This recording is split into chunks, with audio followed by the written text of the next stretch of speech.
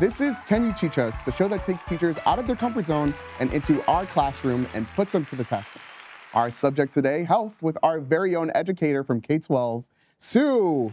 Hi, I'm Su Garcia, and I am a educator with K-12. I have been in education for 20 years, and much of that time was spent focusing on mental health and physical health as I taught health and PE for a few years, and I'm very excited to be here today. All right. Sue, we're going to be going through 3 games that'll test your speed, know-how, and ask the ultimate question, can you teach us? And I will be giving you points along the way that you can use for like our fancy water fountain in the back if you want to.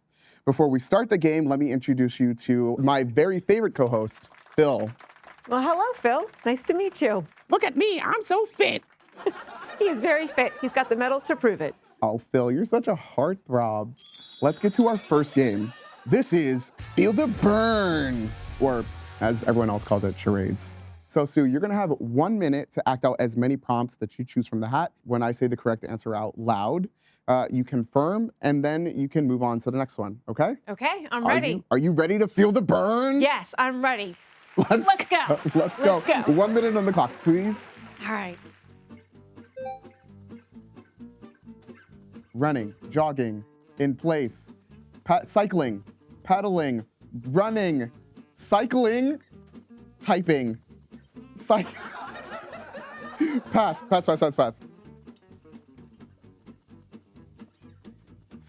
Walking on stairs.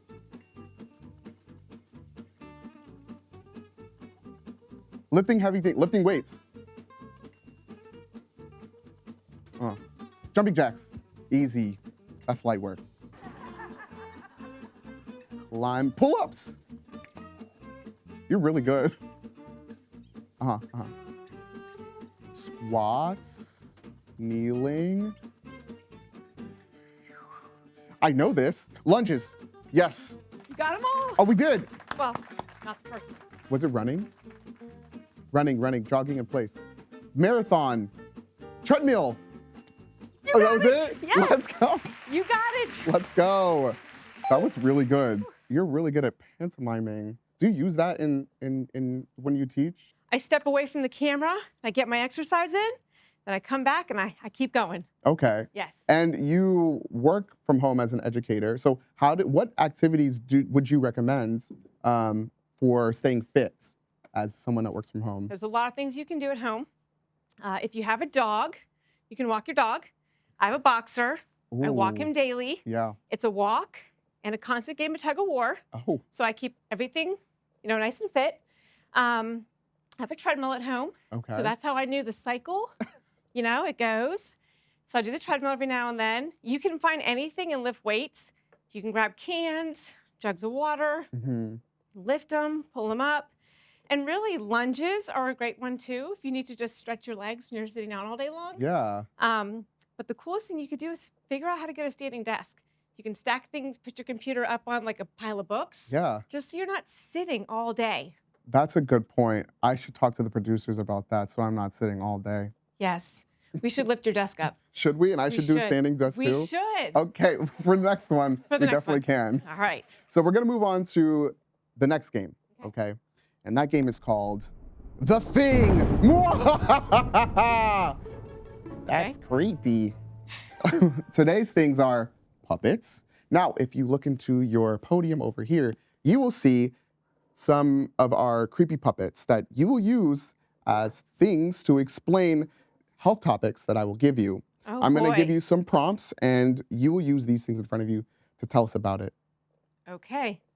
Okay, you ready? I'm getting ready. That's all right. it. Let's do it. Are you ready? I'm going to give you the prompts first. Journaling for stress and anxiety, mindfulness and meditation, the power of positive thinking, and self-love. Which one of these prompts do you want to do? Let's go with mindfulness and meditation. Okay. Let's put 2 minutes on the clock, please. Okay. And go. Hello. My name is Pinocchio, and I get stressed out because I'm wood. You might get stressed out too. Do you get stressed out? Yes, it's okay to get stressed out, but you can meditate. Let me show you what to do. Okay. Sit, Oh.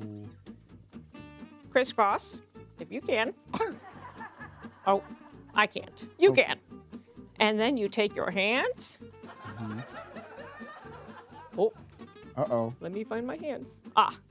And you can cross your hands and spin and cross your hands and just think Okay. quietly. Is covering your eyes part of the... It keeps you in your zone. So you can just think and not worry about anything, because if you close your eyes, the world is not there. Okay. But don't listen to your thoughts if they're not saying nice things. Think nice things. What do you say if they're not nice things? You say, shh, I love it. shh, be nice. Be nice. And then your thoughts will start to think nice things, and then you don't have to tell it anymore, because then they just do it automatically. I love it. Great job. Great job. You're actually really... Did you use the puppet back in the day? Listen, there are some secrets Oh, that I have to keep to myself. my fault. Yeah, just a few. Yeah. I'll let you have Just this a one. few. You and your puppets. Thank you. You did a great job. Yeah, he did a You great job. did really good. What other activities do you recommend for staying, I guess, mentally healthy? You got to make sure you surround yourself with people Mhm. who are positive. Okay. Negativity is infectious. Yeah. So is positivity. So if you surround yourself with people who are like-minded and see the bright side of things, it helps you to see the bright side of things. Wow. But if you're around people who are negative Mhm. and constantly saying negative things, it's going to then infect your thoughts. The other thing is you want to take care of yourself, your mind and your body. So if you're busy with school all day long or work all day long, take a minute to yourself. Yeah. Even if it's just washing dishes or taking a walk around the block. Clear your mind so that you can kind of get rid of some of the stress and junk to reset yourself. Physical fitness is really, really, really important too if you want to take care of your mental health, because it's all tied together. Yeah. If you work out, it actually releases like good hormones in your body that make you happier and reduce stress levels altogether. I like that. And you know what? Because I forgot to give you points in the last round, which is super important, because Yes. if you want to use the water fountain, you need those points. I'm going to give you 2,000 points. Yes, 2,000 points. 2,000 points. And an All right. extra 500 points because you were so Oh, enthusiastic. 500 points. Yes. Now keep track of this because I'm going to forget for sure. How many Okay. points do you have so far? I taught health, not math, but I Oh. think we're at like 700 and 1,000. 700 and 1,000, which are Yes. real numbers. Real numbers. Okay. Well, we're going to go on to game number 3, our final game. Okay. Okay. But I have to ask, like, who doesn't like debate? Me. For this debate, Sue, you're going to be arguing both sides like twins or like yin and yang, right? Okay. You'll have 1 minute to make each argument. At the end, I'll be the final judge of which one is correct. Can we bring in the hat? Sue, you're going to pick from this hat, and there are going to be accents in there. Oh, Right? okay. You're going to pick from the hat, and whatever accent that you pick, you're going to have to use for one side of the argument, right? Okay. Okay. So one side is going to be like normal Sue, and the other side is going to be accent Sue. Okay. So the side you choose is up to you. Now pick from the hat and see which accent that you get. I got to pick wisely. Okay. Okay, which one did you get? Oh, I have to tell you? Yeah. Robot. You got robot. I got robots. Okay, I'm going to give you your 4 debate topics to choose from. Okay. The first one is power walking is better than running. Okay. Weightlifting is better than cardio. I can take a multivitamin instead of eating vegetables. And lifting groceries is a workout.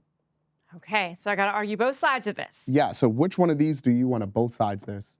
One is robot Sue, the other one is normal Sue. Okay. Let's go with I can take a multivitamin instead of eating vegetables. Are you sure?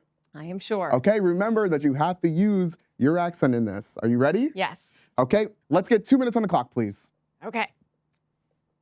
Multivitamins are not better than eating vegetables because the vegetables not only include the vitamins, but includes important calories that your body needs, the nutrients that your body needs more than what you can get from a vitamin.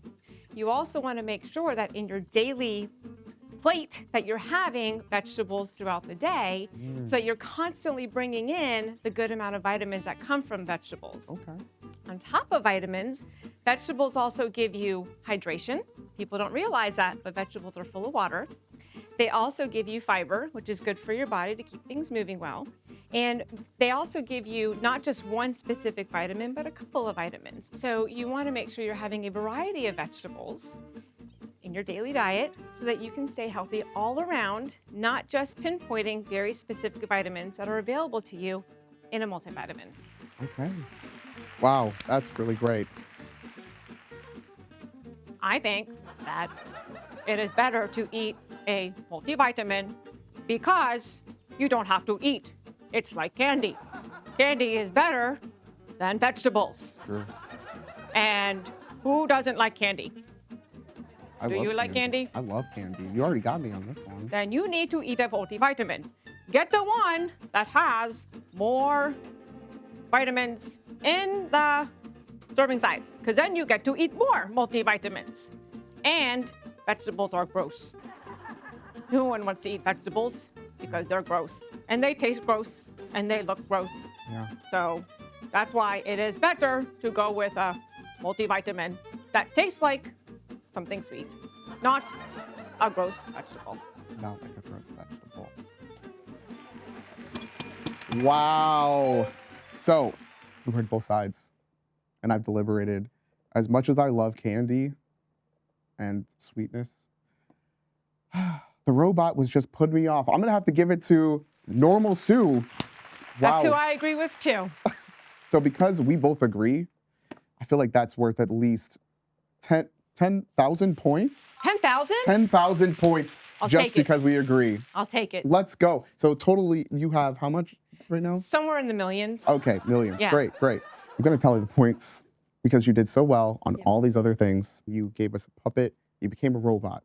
Chameleon yourself. And for that, you won. You are the champion of Can You Teach Us? Everybody, welcome up, champion. You did amazing. Honestly, it was really fun having you here. How do you know, like, how can you tell when a student, like, really gets it? I can tell if a student really gets it if they can teach it. Okay. And so a lot of times, for me to determine if a student understood the lesson I was teaching, I would have them teach it to me. And then that is the best way to figure out where their gap in knowledge is. Because if they can explain it to you thoroughly, that means they thoroughly understand it. But if they explain it to you and there's gaps in what they're sharing or they're not doing it right, that is a perfect indicator that they haven't got the lesson. So then you get to reteach and then let them reteach you. Okay. So the robot clearly didn't get it. No, that robot needs to go somewhere and go to the gym and go to the health class and yeah. Okay. I should actually invite the robot to my health class. You should. I should. You would have the healthiest robot in the world. I would. Why do you think that K-12's approach to like education is special? I think it's special because the traditional brick and mortar setting is not for everybody. There are some students who just have a different need, and K-12 is providing that need. It's giving them an opportunity to school in a familiar environment, their home, in a comfortable place, and for a slew of reasons that fits their needs. And so some students who just haven't been able to be successful in a traditional school setting, sitting in rows behind each other and just listening to a teacher all day, get the digital interaction, through the K-12 curriculum. They get the ability to also address their own physical and mental needs, because there's a lot of that as well, that students just need to be met where they are, not where we need them to be. And that's what K-12 is doing. They're meeting students where they are and supporting them where they are. Well, thank you. That was so much fun. And I hope you had so much fun too. And thank you all out there for watching. Don't forget, you can learn from anywhere. So stay curious. Don't forget to like, share, and subscribe, and hit the little notification bell to see more of Can You Teach Us as soon as it drops. And we'll see you there.